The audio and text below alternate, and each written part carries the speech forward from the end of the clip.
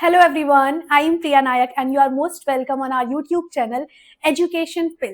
तो आज हम बात करने जा रहे हैं एक बहुत बहुत बहुत इंपॉर्टेंट टॉपिक के बारे में, वो है आपका सर्टिफिकेट्स। आप सभी जानते हैं कि अगर आप किसी कैटेगरी से बिलोंग करते हैं, अगर आपका कोई कोटा यूज हो रहा है तो उसके लिए कुछ ऐसे सर्टिफिकेट्स हैं जो आपको यूज करने होते हैं। अब स्टूडेंट्स में ना भर भर के कंफ्यूजन है कि कौन सा सर्टिफिकेट कब तक वैलिड रहता है, किसको आपको रिन्यू कराना पड़ता है, किसको अपडेट कराना पड़ता है, रिन्यू कैसे कराते हैं। ऐसे बहुत बहुत बहुत सारी कंफ्यूजन एंड डाउट्स हैं। तो एक एक करके हम सारी चीजों को बिल्कुल सिस्टमैटिक वे में डिस्कस करेंगे और आपको आई एम श्योर इस वीडियो के बाद सर्टिफिकेट से रिलेटेड सारी कंफ्यूजन क्लियर हो जाएंगी।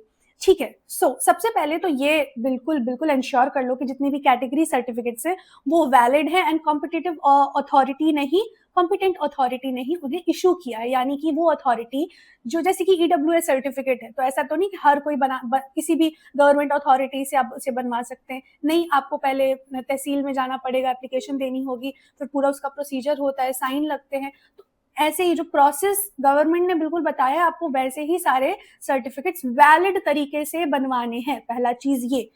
सेकेंड पॉइंट, एक बार अगर आपने एप्लीकेशन फिल कर दिया तो बाद में आप अपना कैटेगरी चेंज नहीं कर सकेंगे। तो बिल्कुल ध्यान रखना कि जब आप फिल कर रहे हैं तो बिल्कुल सही सही इंफॉर्मेशन ही फिल आउट कर रहे हैं।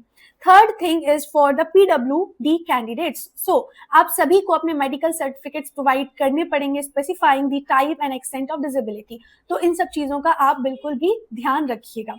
अब हम बात कर लेते हैं एक एक करके सारी कैटेगरी के वो कौन से सर्टिफिकेट्स हैं जिनकी आपको जरूरत पड़ेगी, वो कौन से सर्टिफिकेट्स हैं जिन्हें आपको प्रिपेयर्ड रखना है एंड कब तक की वैलिडिटी है, क्या है, सब कुछ बताऊंगी। ठीक है। सबसे पहले हम बात कर लेते हैं OBC NCL यानी कि नॉन क्रीमी लेयर के बारे में। वैलिडिटी OBC NCL का जो सर्टिफिकेट है must be issued after April 1 of the admission year. ठीक है।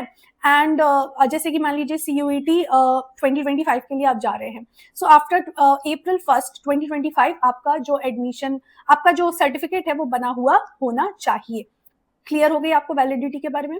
ठीक है। अब कैंडिडेट्स जिनके पेरेंट्स की एनुअल इनकम 8 लाख से ज्यादा है वो OBC नॉन क्रीमी लेयर के लिए एलिजिबल नहीं है। आई होप दोनों पॉइंट आपको बिल्कुल अच्छे से समझ में आ गए होंगे। बहुत सारे स्टूडेंट्स को ना बाद में बहुत प्रॉब्लम्स का सामना करना पड़ता है बिकॉज वो क्लेम कर देते हैं कि मैं OBC NCL में हूँ, बट वो नोटिस नहीं करते हैं कि उनका जो सर्टिफिकेट है वो पुराना है, वो अपडेटेड नहीं है। जैसे कि आपका SC ST का सर्टिफिकेट है, आप उसे बार बार नहीं बनवाते हो। वाई? बिकॉज वो तो आपका कास्ट है, वो चेंज नहीं हो रहा है ना। लेकिन NCL EWS ये क्यों हम अपडेट कराते हैं? बिकॉज ये इनकम पर बेस्ड होते हैं एंड आपको समझना होगा इनकम इंसान की बढ़ भी सकती है आगे चलकर। तो हो सकता है अगर आप आज EWS में आ रहे हैं तो आगे आने वाले 2 साल के बाद आप नहीं आएंगे। That is why it is very important कि आपका जो सर्टिफिकेट है वो बिल्कुल लेटेस्ट हो एंड अपडेटेड हो। आई होप आपको क्लियर होगा। अब बात कर लेते हैं SC और ST सर्टिफिकेट्स की। तो it must be issued by a competent authority, जैसे कि वो आपका तहसीलदार, SDM, DM, ये जो पूरे लेवल होते हैं इन सबको अच्छे से आपको करके फिर ही रेडी रखना है। Certificate must clearly mention the state and caste name as listed in the official central government schedule. तो ये चीज भी आपको बिल्कुल क्लियर रखनी है कि आपके सर्टिफिकेट में वो सारी चीजें लिखी हैं जो कि होनी चाहिए।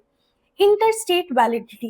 A student belonging to an SC or ST community in one state might not be eligible in another state unless listed there too. तो इन चीजों को थोड़ा सा देख लेना जब आप कहीं के लिए भी अप्लाई कर रहे हो। Third is for EWS economically weaker section. तो जनरल के वो लोग जिनकी आय कम होती है वो आते हैं EWS में। अभी इनके लेकर जो जो चीजें हैं वो देख लेते हैं। Reservation is only for general category candidates whose family's gross income is below 8 lakhs. पहला point clear. EWS certificate must be recent, usually after April 1 of the admission year. तो CUET 2025 में एडमिशन चाहिए है तो मेक श्योर कि April 1 के बाद आपका बना हो, लेटेस्ट हो, क्योंकि April 1 के बाद वो एक्सपायर्ड माना जाता है। You cannot apply under EWS and any other reservations like OBC, SC, ST simultaneously। तो या तो आप जनरल EWS में आ रहे हैं या फिर आप इन अदर कैटेगरीज में आ रहे हैं या जनरल में आ रहे हैं, साथ साथ में दो कैटेगरीज कभी भी आप अप्लाई नहीं कर सकते हैं। Fourth PWD, persons with disabilities. देख लीजिएगा, 5% horizontal reservations across all categories, general, SC, ST, OBC, EWS में आपको मिलता है. Requires a valid disability certificate with at least 40% disability. Most universities give extra time in entrance tests and priority in seating, क्योंकि आप जानते हैं being a physically challenged person अलग अलग आपको problems face करनी पड़ सकती हैं. So that is why universities promote करती हैं कि बच्चे जो भी अपना prepare करके आए हैं उसमें अपना 100% दे सकें. Some courses may not allow certain disabilities if they impact core performance. ठीक है, वैसे ये इंग्लिश में रेयर ही होता है. ठीक है. Fifth point, category lock in during CUET registration. तो कुछ चीजें अच्छे से सुन लेना क्योंकि बहुत मिस्टेक्स होती हैं, फिर बाद में आपको प्रॉब्लम्स फेस करनी पड़ती हैं. Once you apply under a category during CUET registration, you cannot change it during the counseling और यूनिवर्सिटी एडमिशन प्रोसेस. आपने एप्लीकेशन में जो फिल किया है आपको वही रखना होगा. Many students make the mistake of applying under general category despite eligibility under OBC, SC, ST, EWS and cannot benefit from reservation later. बहुत सारे students जब fill करते हैं तो इन चीज़ों का ध्यान नहीं रखते हैं. कई बार general से fill हो जाता है और बाद में कहते हैं कि अब हमारा certificate prepare है, now I want to apply from OBC. तो अब ये possible नहीं होगा. ठीक है. Sixth point, separate merit lists and relaxations. So her category की एक separate merit list होती है and lower qualifying marks. For example, if general cutoff is 70%, OBC might be 65, SC 55, ST 50%. Well, ये तो आपको पता ही होगा. Some universities like DU and BHU allow relaxation in minimum eligibility criteria. For example, 50% in UG for general, 45% for OBC, 40% for SC ST. जैसे कि अभी हमने recently Lucknow university के बारे में बात की थी तो वहां पर भी ये चीज हमें देखने को मिली थी. तो कई सारी यूनिवर्सिटीज ऐसा करती हैं. आप अगर किसी भी कैटेगरी के हैं तो आई विल सजेस्ट कि आप just make sure that you know all the information around it about it और आप इसके लिए प्रोस्पेक्टस को अच्छे से रीड कर सकते हैं.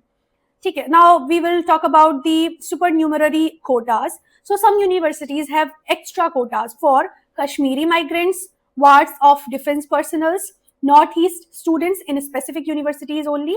ठीक है. These are in addition to caste based reservation. तो जो रिजर्वेशन चले आ रहे वो हैं, साथ ही बच्चों को अलग अलग रीजन के बच्चों को प्रमोट करने के लिए कुछ ये रिजर्वेशन भी इंडिया में रहते हैं. Now we will see regional universities and domicile advantage.